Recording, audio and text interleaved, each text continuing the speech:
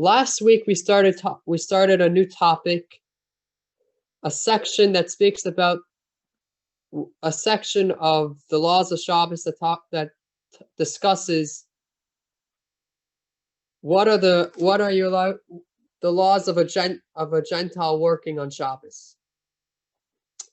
I want to just mention that this section of laws is possibly the most complex laws in the laws of Shabbos.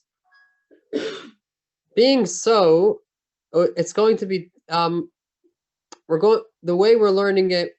Just it's important to bear in mind that we're learning a lot about it, and God willing, we'll be able to have a good understanding of what we should do in different situations, and be familiar with different ways we should work, to be aware of different possible cases it's necessary to different cases that will be necessary to not allow a Gentile to work for you on Shabbos, not allow a Gentile to do that work on Shabbos. But however, it could be that not every last case we're not going to take everything case by case. If you have questions, you could feel free to ask. And if I have time, I'll answer. If not, you could wait till the end of the class, or if there's not time at the end of the class, you could send me an email and I'll try to answer back to that question. So that was just a point to mention. Now, last class we started learning the different conditions that are necessary in order that one could give work to a Gentile before Shabbos, and that if the Gentile does that work on Shabbos, it is permissible. There are 5 conditions that are necessary in order for when one gives work to a Gentile before Shabbos. If the Gentile does that work on Shabbos, it's permissible. Does anyone remember one of those conditions? Let's do a review of those. We learned last week the first 3 conditions and started the 4th condition. Does anyone remember one of the conditions that we learned? I want to share with everyone.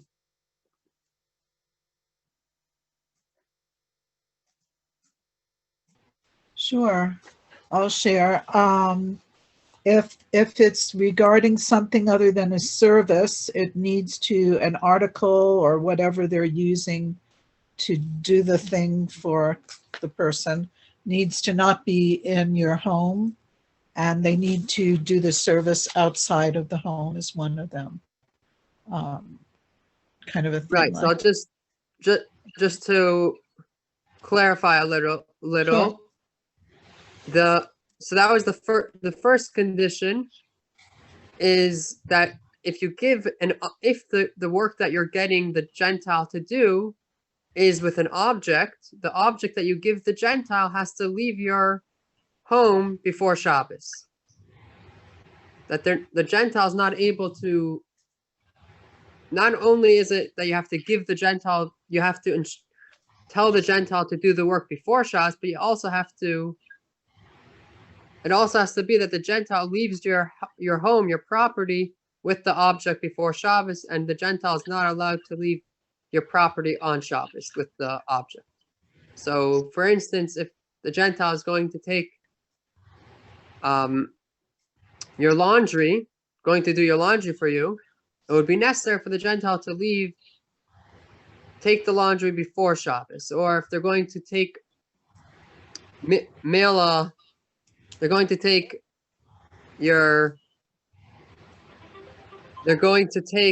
pick up a box for you and send the box send a package to someone else, it's necessary that they take the box, the package out of your property before Shabbos. Oops. Oopsie. Yeah. Is there a reason? The reason is, yes. The reason is in order that the rabbis were concerned that if the Gentile would leave your property on Shabbos, others would suspect, would think, they were worried that others might think that you commanded and told the Gentile to work on Shabbos. That you only started the concern is that you're not allowed to start on Shabbos, get a Gentile to do work for you. So the concern is if someone else is going to see a Gentile leaving a Jew's home on Shabbos, they might think that on Shabbos is when you told the Gentile to do the work for you. For instance, let's say the case with the laundry. If you want a Gentile to do your laundry, it's if someone else is going to see a Gentile coming with your laundry out of your property, out of your home, they're going to think that you told the Gentile on Shabbos to do your laundry, which that's a problem, which that's forbidden. So the rabbis made this enactment. They made this condition that you have to that the Gentile has to leave your property before Shabbos in order that there's not going to be a concern of someone else seeing thinking that you gave a Gentile work on Shabbos. Boy, they're assuming you have very nosy neighbors who choose to think the worst and make bad assumptions about you. I hear your point, but the rabbis wanted to sometimes people see things. I don't know. I hear your point, but this is the way that the rabbis felt that maybe some people, I don't know. It could be they had a different lifestyle those days, and people were more didn't have such privacy. I don't know. I think those days was a little different. The culture was a little different. So, Rabbi, can I ask you a question? I'm not shown, but I was just thinking quickly. If I hire is this the same? Does this come from the same law as hiring a gardener before Shabbos, and he comes to cut the grass Shabbos morning? Is that the We're same? going to deal with this question. Very good question. It's going to be. We're going to talk about it later this class. Okay. So let's just hold it for when we get. So we'll wait till we'll get up to it. Okay, so that, as Miranda was telling us, the first condition is that the Gentile has to leave your property before Shabbos. Does anyone remember any of the other conditions that is necessary? The payment must be for the job, not by the hour, and also paid before Shabbos starts. So payment has to be before pay for the job and not the hour. Very good. And the other one? And it cannot be by the hour. No, for the job. You have to be paid for the job. Right, and it cannot be on an hourly basis. That would encourage him to work on Shabbos. Now, if he is going to someplace that he has to go someplace on Shabbos, and he ordinarily does not work on Shabbos, then it's okay if he leaves to run an errand or something before Shabbat starts. So sorry, I didn't understand. Could you repeat that again? He must leave before Shabbos starts if the duration of the trip will last through Shabbos. He must leave before Shabbos starts. Oh, you're saying the next. Okay, so let's clarify just the different points. Just to want to make it a little clear. You're saying very good.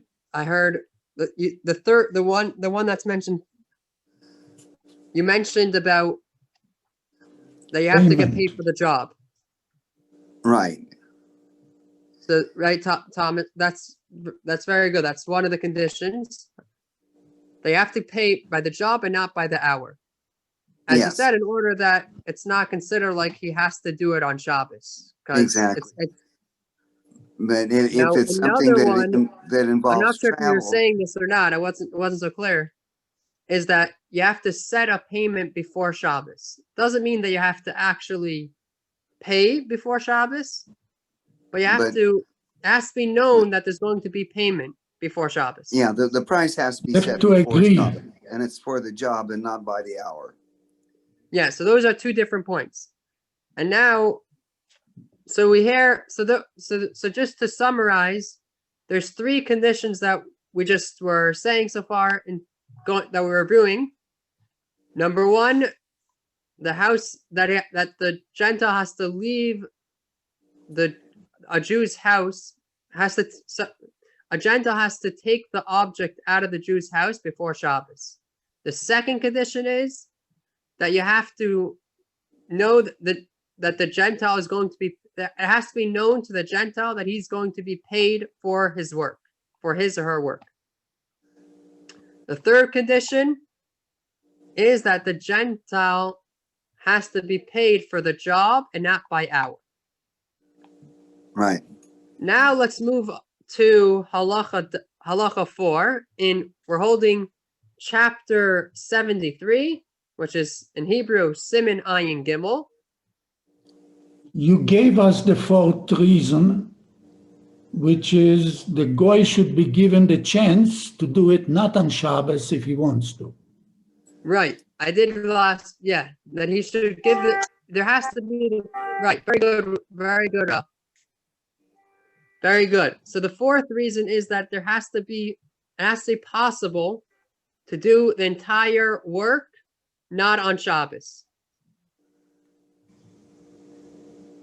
Last week we started halacha Dalet, halacha 4. I want to start over with halacha 4 since we didn't finish it. Okay. Now, here's a case that's relevant to halacha 4.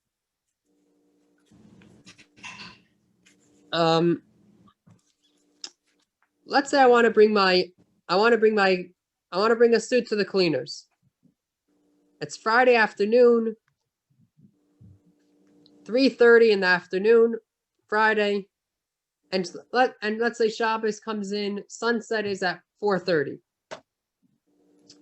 And for the I want to bring my suit to the cleaners, and I want to have my suit after Shabbos ends 5:15. I want to have the suit ready at 5:30. And for the cleaners to clean the suit, it takes 2 hours. In such a case, based on the fourth condition, it would not be permissible to have the cleaners clean my clothes by 5:30. Friday afternoon.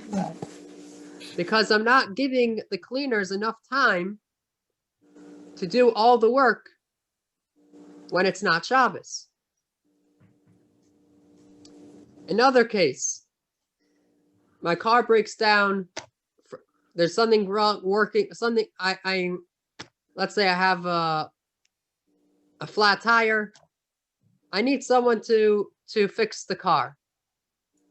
And it's a half hour before Shabbos, and I want to use my car right after Shabbos, just 10 minutes after Shabbos. And to fix the flat tire takes a couple hours. That would be problematic. I would not be able to drive my car right after Shabbos. I would have to make it if I give the car to a Gentile to fix the flat tire, I would have to tell the Gentile, you don't have to do it right now. You could do it after Shabbos. And if and I'm not allowed to get the car back until it's the amount of time that the Gentile could do it after Shabbos. The same as with the cleaners, you're not allowed to pick up your clothing from the cleaners until it's an amount of time after Shabbos that the cleaners could clean the clothing, could dry clean the clothing, or whatever work you want the cleaners to do, they could do after Shabbos. Now let's see. So now let's see the halacha inside. It's halacha 4.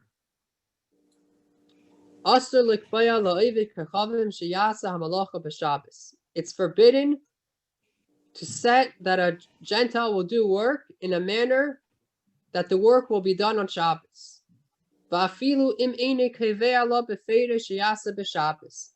Even if you aren't clearly telling the Gentile to do the work on Shabbos.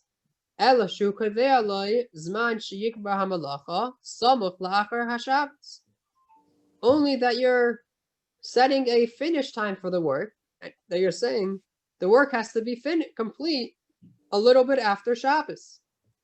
The Yadua ki efshar sheyigmar es hamalacha ad yom zeh im lo yaseh gam b'Shabbos gam came aser. And it's known that it's impossible for the work to be complete by that time if the work wouldn't be done partially on Shabbos. That is also forbidden. Now, another case with the same principle. V'chein im sheleach b'yadei igeres v'omer lei re'ei shetavi'el shama b'yem pleni. And likewise, if you're sending a letter with a Gentile, and you tell the Gentile, bring this letter to a certain place, to a certain city, and you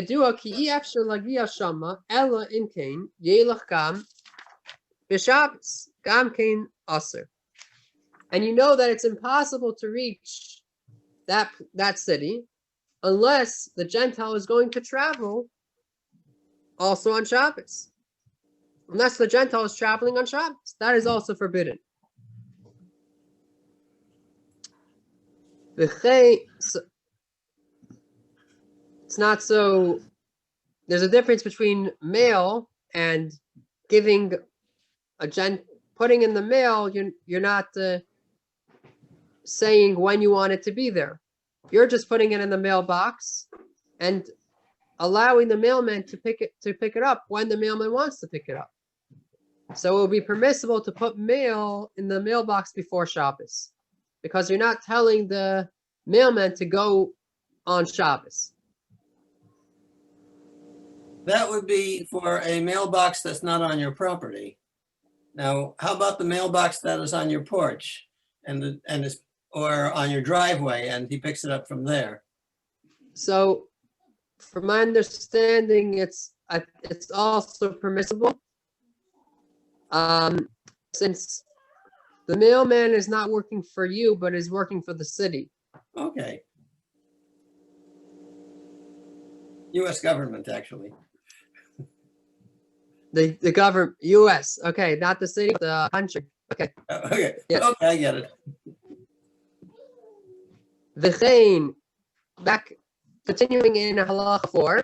V'chein im hashoku b'yei Shabbos. And likewise, if the market day is on Shabbos, not so common nowadays to just have a store only open on Shabbos, but I guess in those days, in the days of the Shulchan Aruch, when the Shulchan Aruch was written, it was more and also the Kitzur Shulchan Aruch was written. It was common.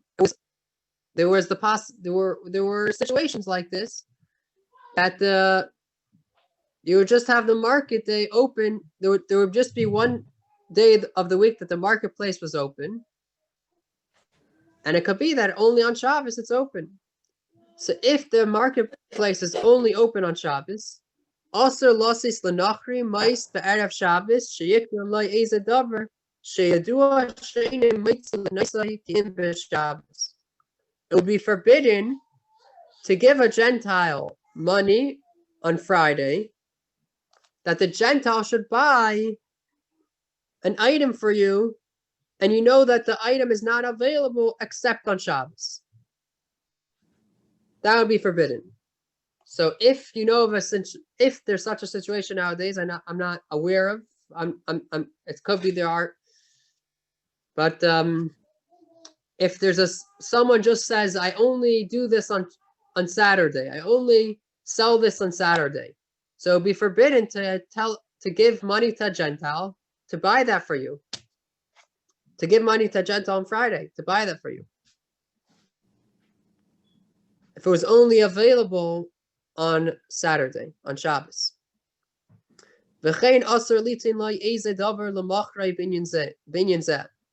likewise, it is forbidden to give an item to a Gentile that the Gentile should sell. And the only time that the Gentile would sell is on Shabbos, because that's the market. If you're in a place that the market day is only on Shabbos. Now we're going to see something interesting. Even in such a place, you're able to give you're able to give an item to a Gentile to sell, or money for a Gentile to buy something, buy an item, if it's before Friday, if it's earlier in the week. Let's see it inside.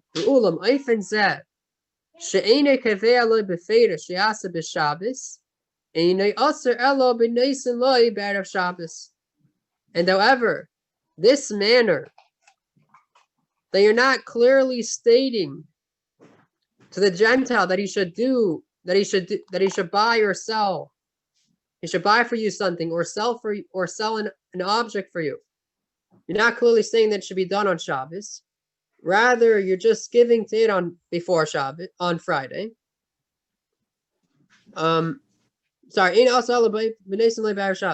It's only forbidden when you give.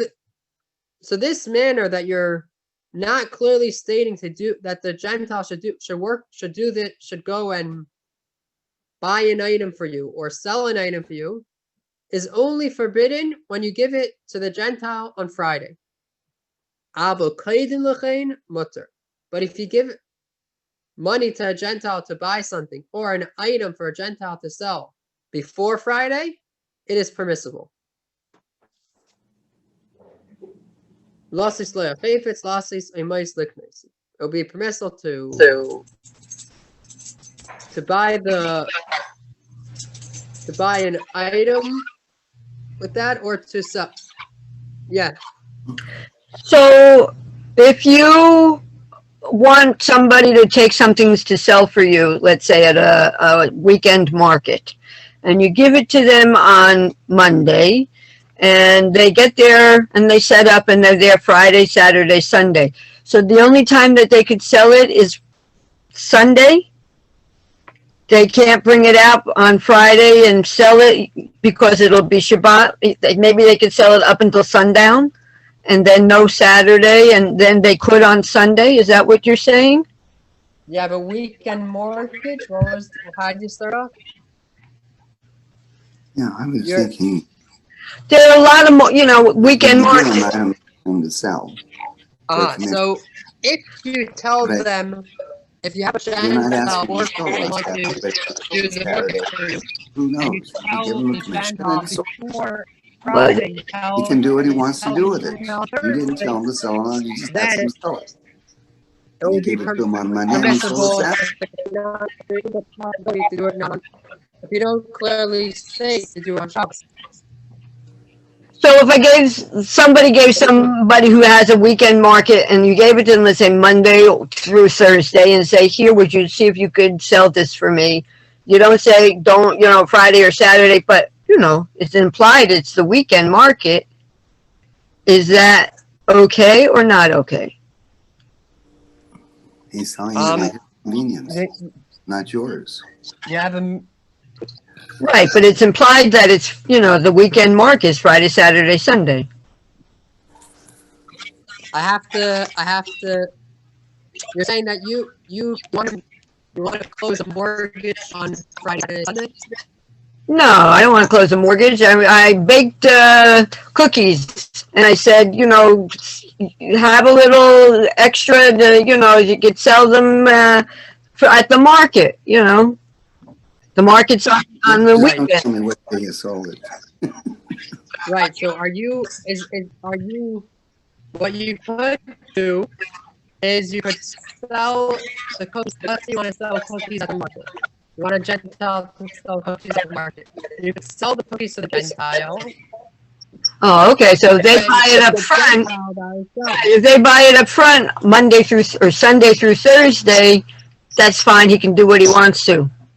They're his. So it's just a Gentile selling. It's not you selling. If you already sold it to the Gentile. Right. So if they buy it up front, then they can do what they want. But what if it's something on consignment, whatever it might be? Something on consignment, that you won't get paid unless it gets sold. So they have to put it out, and if they sell it, then he gets a commission, and you get, your price, whatever your bargain was. Right. I think I'm not sure, but I think you're able to sell it to you're able to sell it to a Gentile, and then if you don't sell it, I'll give it back. I'll pay back from you. I'll buy it off of you. Oh, okay. You can term it that way. Okay. That's an interesting point. What do you I think think? that would be the best solution. I'm not hearing all right. very clearly. It gets a little echoey. You're schmurgled. She's asking me to repeat that. Let me hold the phone back. Okay, that's better. You're Yes. better now?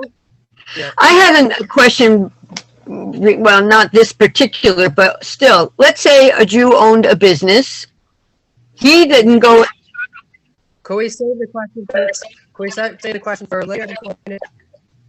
Just finish the idea and move on with the class. Sorry. Yes, Rabbi Yossi, I think there's too much background noise. People are having trouble hearing. Thank you very much. Let me mute everyone. Yeah, it's like static. No, it's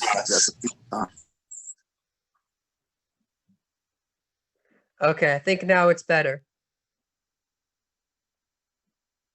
All right, let's continue in middle. We're middle of halacha dalet, halacha 4.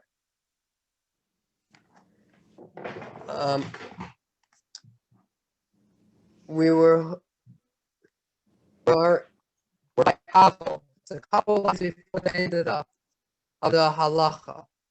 Avo kaidin l'chein motor lostis le'achefes lastes oimais lipnes. But earlier, when it's Thursday or early in the week, you're able to get. It's permissible to give a Gentile an object to sell or money to buy an object. Now, another halacha that is connected to what we just said before is v'tayv shalei lader klal be'ir sheyeh mashoku b'Shabbos. And it's preferable that one should not dwell at all in a city that the market day is only on Shabbos. The reason for this is it's impossible that one won't sin if the only time that the market's open is on Shabbos, being that he's always passing by the market.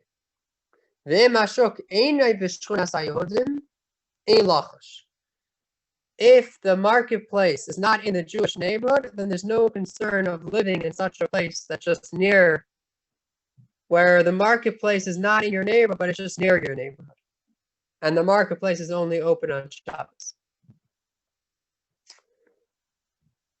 So that is halacha daled, where we see the fourth condition of when one gives work to a Gentile before Shabbos, it has to be in a manner that the Gentile has time to do the work before or after Shabbos, and to do the entire work, not on Shabbos. Now let's go to the fifth final condition. For it to be permissible for a Gentile to give work to a Gentile before Shabbos. I'll start with the case. Let's bring in a case. The case is as follows. I have my grass, my grass in my lawn is getting tall, and I need my lawn to be mowed. I need someone to mow my lawn. I have a Gentile that mows my lawn. Comes it's the middle of the week. It's Wednesday. I tell the Gentile that mows the lawn for me, can you please mow the lawn for me within the next week? Since my grass is getting long, I want the lawn to be mowed. I want you to mow the lawn. What happens if the Gentile comes on Shabbos to mow the lawn? Is he allowed to? Am I allowed to allow the Gentile to mow the lawn on Shabbos? Anyone have any thoughts of what they think would be the law, and if it's permissible, what would be the reason? If it's forbidden, what would be the reason? Anyone want to share some suggestions of what they think the law would be? I would talk about the fact that you yourself should not cut grass or trim plants or break branches during Shabbos. So is it okay to pay someone else to do forbidden work? So I told him to do it not on Shabbos. I said on Wednesday, my grass needs to be mowed. My lawn needs to. I need my lawn to be mowed. But mowing is breaking the grass. Come. I'm not telling you on Shabbos. I want you to come within the next week. So for me, I have no benefit. I'm not asking you to come on Shabbos. I'm making it possible for you to do the work not on Shabbos. You could come Thursday, Friday, Sunday, Monday, Tuesday. Today, it's so. As long as you didn't tell him to do it on Shabbos,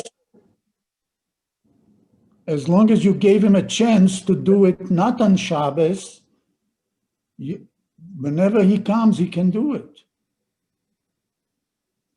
So that's what it would seem. From all the conditions that we mentioned before, it would seem that's permissible. We're going to learn another condition that tells us that it's forbidden. Does anyone have any guess what would be forbidden? Cutting grass would be forbidden. But for a Gentile is I didn't tell the Gentile to do it on Shabbos. He could have done it another day. Maybe because he's going to take your grass, cut-ups of your area on Shabbos. Okay, that's not something I'm not concerned about that. But let me share the fifth reason, the fifth condition. The fifth condition is how I like to explain it. Is that we don't allow a Gentile to do work on your property. There's the reason for why we don't allow a Gentile to do work on your property is because people are going to think that you hired a Gentile to work for you on Shabbos. They're not going to know that you hired a Gentile just to work and the Gentile just came on Shabbos. In the case that I was talking about with mowing the lawn, I just hired a Gentile to mow the lawn sometime in the next week. The Gentile decided to come on Shabbos. But what are we worried? That people are going to think that you hired a Gentile to come on Shabbos. So therefore, going back to someone mentioned earlier that it was people are a little bit, it's like a concern that you have when people are nosy. Back in those days, people were more nosy. There wasn't such privacy. People are going to see, oh, there's on this lawn, I see someone mowing the lawn. It's on a Jew's property. They're going to think that a Jew hired a Gentile to do forbidden labor on Shabbos. So that's the reason that it's forbidden to have work done on your property. Let's see let's see halacha 5 inside the Kitzur Shulchan Aruch. Now in the Kitzur Shulchan Aruch, it's going to say it a little differently how I explained it outside, but what I said outside is what is sometimes in the Kitzur Shulchan Aruch, it says it more in a concise, it says it more in a specific case, but in this halacha, it says it more in a specific case, but applies to other cases as well. So I just called it anytime they do work on your property. But it's, we'll see it, let's see it inside.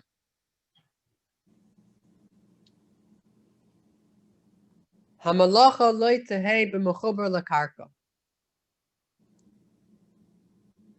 Work, a Gentile should not do work when the work is connected to the ground. What's considered connected to the ground? For example, doing work of a building, or working in the field. Avo avoda sabinyan also sheyasa idin kechavn b'Shabbos al pi sheyisrael katzas imay kol asar abinyan legamri. But doing construction work is forbidden. A Gentile doing construction work is forbidden on Shabbos, even though the Jew made it known to the Gentile that he's going to pay him. And the payment is going to be for the entire job. It's still forbidden, because the Gentile is doing work that's connected to the ground. And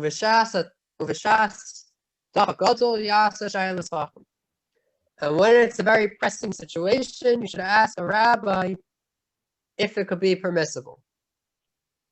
You mean connected to the ground? Excuse me? I think you only mean connected to the ground on one's property. Connected to the ground way out of town shouldn't matter, correct? Very good, very good. This is going to be mentioned later on in this law. Very good point, Will. We're going to get to it soon. He cannot do work connected to your own ground. That's what you mean, right? Yes. Because Okay. that's where, yeah.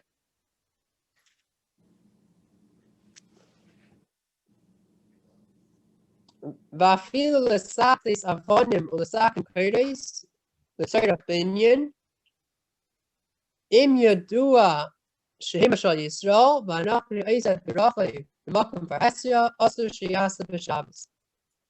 And even to carve stones and to prepare boards, which these are not connected to the ground. The stones aren't connected, and the boards are not connected, but they're for the building, which is connected. Since it's for something that's connected, so then the law is that if it's known that these stones or these boards belong to a Jew, and the Gentile is doing the work is working with these stones or with these boards in a public area, then it's forbidden for a Gentile to do the work on Shabbos. So if it's because it's connected to the reason of why a Gentile can't do work on your property. The reason why a Gentile can't do work on your property is because it's a place that other people are going to see a Gentile doing work for you on Shabbos. And others might think that you hired the Gentile to do work for you on Shabbos. So the same would be if the Gentile is doing work for you in a public place, in a public area that other people could see the Gentile doing work. And when is it a problem for a Gentile to do work in a public place for a Jew? If people know that this object belongs to a Jew. So for instance, if a person brings their car to a mechanic in a permissible way, in a way that they're not going to pick up the car, there's enough time for the mechanic to do the work to repair the car before or after Shabbos. So if the car doesn't have any sign that it belongs to a Jew, it's just a regular car. Doesn't have a license plate, let's say, something that shows that it belongs to a Jew, or let's say there's a bumper sticker that could show something that it belongs to a Jew, or something else on the car. If it's just a car that looks pretty regular and there's no way that you know that it belongs to a Jew, then it's permissible for a mechanic to fix it on Shabbos, even if the mechanic isn't fixing it in a garage, in a closed place, but it's in a public area. But if the car has a sign that belongs to a Jew, for instance, now on Hanukkah, some people put on the car a car menorah. Maybe you've heard of this. If you send to a mechanic a car that has a menorah on it, and if the mechanic is going to work on it on Shabbos in a public area, that would be problematic, because people would see that there's a Jew is having an item of theirs having work being done for them on Shabbos.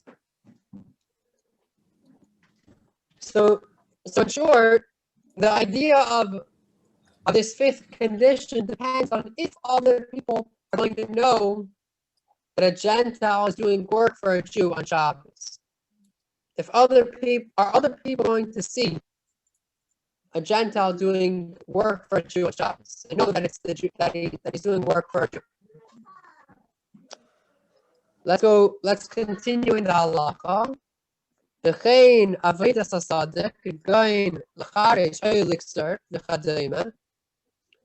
likewise, if a Gentile is doing work for you in a field, like plowing or harvesting or similar work, even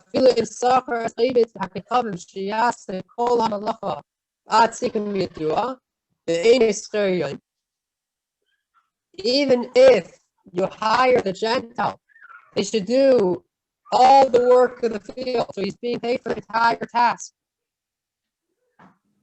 And you're not paying him by hour, it's still forbidden.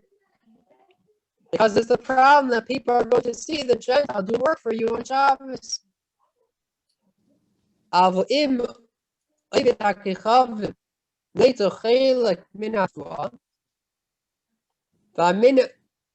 now we're going to see cases where there's going to be an exception to this rule. And it'll be permissible for a Gentile to work in your field. When is it permissible for a Gentile to do work in your field? However, if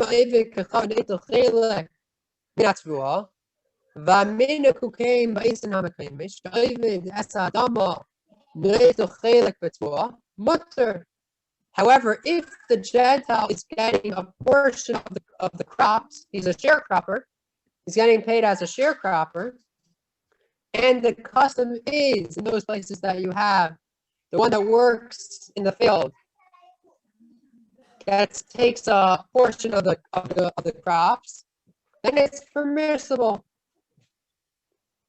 even though the Gentile is doing work in your property, in your field.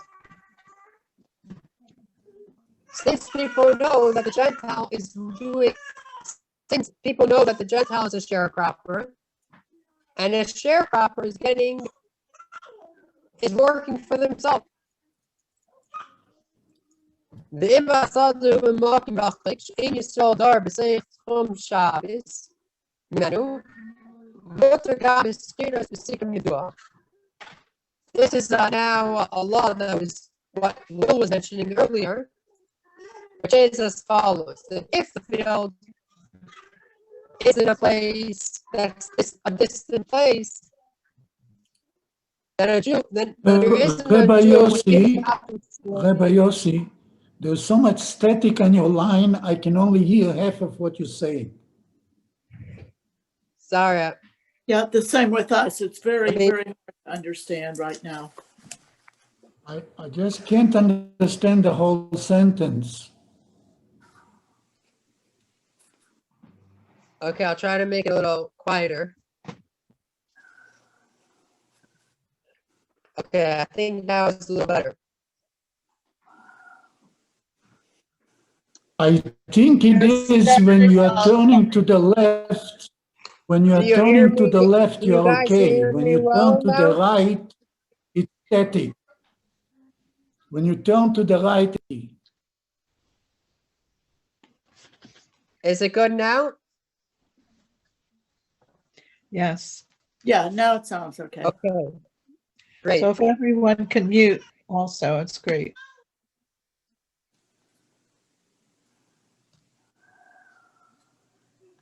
So there's two, in general, I'm just going to say a little outside just because it's a little hard to hear me before. That Rabbi Yossi, there- can you mute everybody? If you mute everybody, it's better. I don't mute everyone.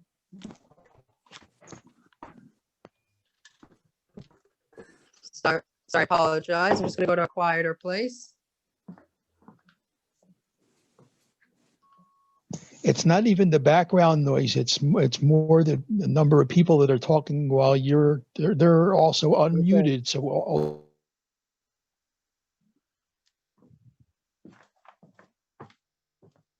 Okay. Hopefully now it's better connection. So in Much better. general, it's much better. okay, great to hear. In general, you're not allowed to have a Gentile work in your house, work on construction, or work in your field, or do any work that's in a public area that it's known that the object that they're doing work for belongs to a Jew. So that's the general condition. That's the general principle. Now, by a field, there are exceptions. If the field, you're having a Gentile doing work in the field to take care of the field, and the Gentile is going to be, there's a sharecropper agreement. He's a sharecropper, that he's going to get a percentage of the crops.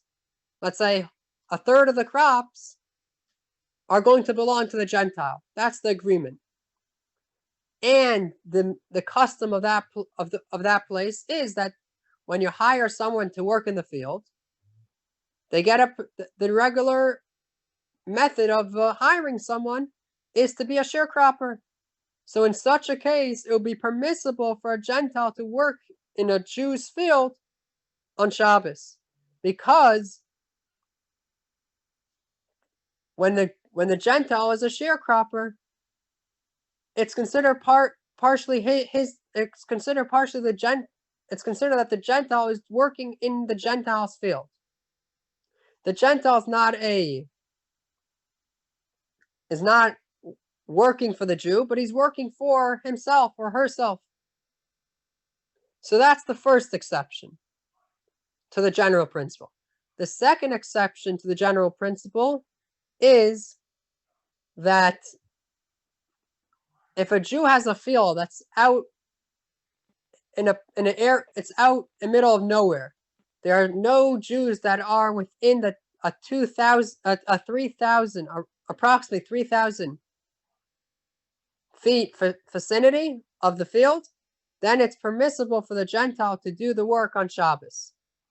Because we're not concerned, since there's no Jews in the vicinity, no Jews are going to see that a Gentile is working in a Jewish field, in a Jewish field on Shabbos. So I'm just going to finish the second one inside. So that's the end of that's the end of halacha 4. Sorry, halacha 5. Now let's go on to halacha 6. Halacha 6 is going to talk about if a Gentile did work on Shabbos, then it's forbidden to benefit from that work even after Shabbos. Rabbi Yossi, Yeah. a quick question, and I'll mute myself after so I can listen to the answer. On number 5 that we just did now. So what it says about a non-Jew who's chiseling stones or preparing boards on Shabbos, and he's doing these tasks in a public place, and it's known that they belong to the Jew. So my idea was, what if the property doesn't belong to the Jew? Like, let's say it's the boardwalk in Hollywood or in Atlantic City. It belongs to the city, but it's Goldstein's boardwalk replacement company that has goyim that are working for them, Gentiles working for them, but they have the job of fixing the boardwalk. So can Goldstein's truck pull up that says Goldstein's company, and they're getting paid for the job, but they're working on Shabbos, and it's not Goldstein's property, it's the city's property, but it's Goldstein's truck that's doing the work, even though it's non-Jews that are actually doing the physical work. Is that okay or not okay? That would be problematic. I think that would be forbidden because once people know that it's because that it's Goldstein's company, that it's a Jewish company that is doing the work, although they're having Gentiles they're hiring Gentiles to work, but it's gonna if you see a truck that says a Jewish name outside, people are going to know that there's a Jewish company is hiring Gentiles working for them on Shabbos, so it would be forbidden. I would think that the owner derives benefit from that argument. He's deriving benefit from the work because he owns the company. Right. That's another point. The laws of deriving benefit are discussed in a different chapter in the Kislev Shulchan Aruch. So. But my point was he's getting paid. Goldstein's getting paid for the task. The non-Jews are deciding what days they're going to go.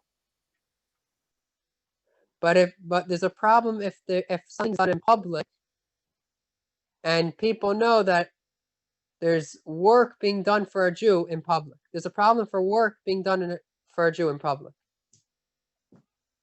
Okay, that's my question. Thank you very much. So,